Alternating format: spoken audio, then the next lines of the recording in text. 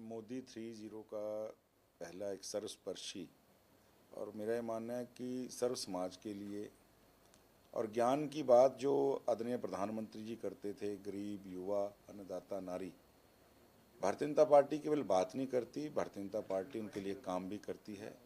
और कल का जो बजट है, इस ज्ञान के नाते, इन चारों वर्गों के नाते भी, और भी जो वर्ग हैं उन सबके इर्द गिर्द उनको लेके मजबूती करने के लिए, उनकी सशक्तिकरण के लिए जो है कल बजट आया है और बड़ा सराहनीय और मेरा मानना है कि बड़ा एक जनस्पर्शी जो बजट आया है। विकसित भारत का संकल्प है सरकार का, क्या लगता है सर ये बजट कितना दिशा में आगे बढ़ा है? देखिए, विकसित भारत की यात्रा आप खुद मान सकते हैं 10 साल से पहले और आज का जो 10 साल का भारत, 10 साल बाद एक नए भारत का निर्माण हो रहा है, सभी इसमें भागीदार हैं। उस यात्रा को और ज़्यादा गति देने के लिए और ये जो विकासशील भारत से विकसित भारत का एक सफ़र है, उसको और अच्छा बनाने के लिए, जल्दी उस तक अपने गोल तक अचीव करने के लिए जो माननीय मोदी जी ने कल बजट दिया, उसकी साफ झलक उसके अंदर दिखाई देती है।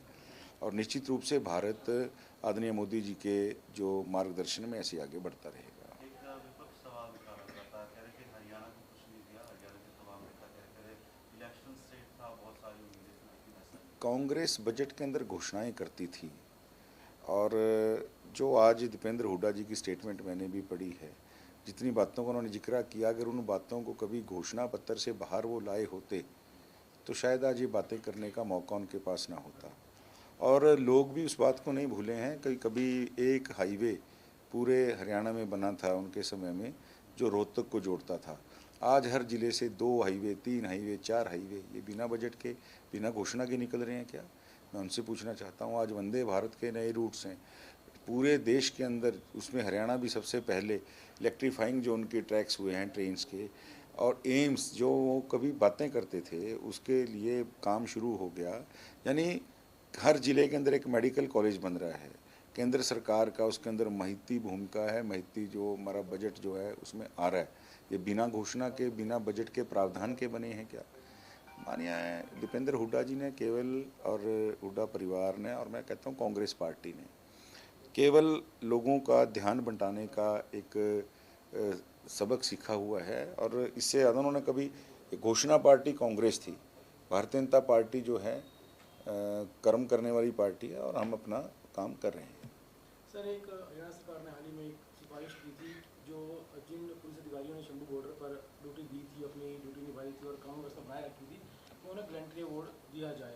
हालांकि इस पर अब राजनीति शुरू हो गई है। पंजाब के स्पीकर का बयान आया है कि जिन अधिकारियों ने किसानों को रोका और सरकार उनको सम्मानित करने की बात कर रही है। ये होम विभाग का एक इंटरनल मैटर है और कई बार खाली इसे घटना से जुड़ा हुआ मामला नहीं होता, उनका पूरा ट्रैक रिकॉर्ड देख के।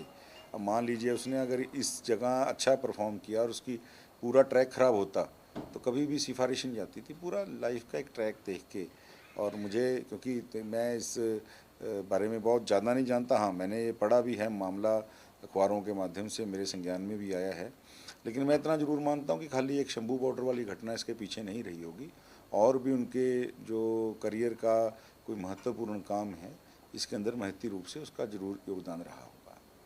इसके अलावा सर कांग्रेस सरकार को घेरने के लिए कार्यक्रम चला रही है, सवाल पूछे जा रहे हैं। इस तरीके से देखते हैं हरियाणा बचाओ का एक अभियान शुरू किया गया है। अगर वो लोग हरियाणा बचाओ की आज बात करते हैं, हिसाब चुकाओ या हिसाब दो की बात करते हैं, अगर उन्होंने अच्छे काम किए होते तो आज उनको गली गली में जाके ये सवाल नहीं पूछने पड़ते।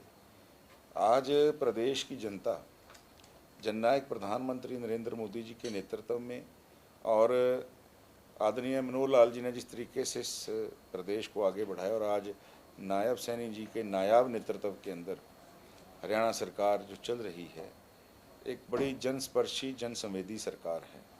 और हिसाब तो उनको देना चाहिए 10 साल का, वो किसी भी विकास के मामले में, वो नौकरियों के मामले में, वो फेयर तरीके से सरकार चलाने के मामले में, सुशासन के मामले में, लॉ एंड ऑर्डर के मामले में, वो किसी भी फील्ड में वो ओपन मंच के ऊपर बहस रख लें, हिसाब अपने आप लग जाएगा। उनको गली गली में हिसाब मांगने की ज़रूरत नहीं है, वो समय तय कर लें हर बात के ऊपर, हर विषय के ऊपर, दलितों के ऊपर जुल्म करने के ऊपर इस सरकार ने पराकाष्ठा की।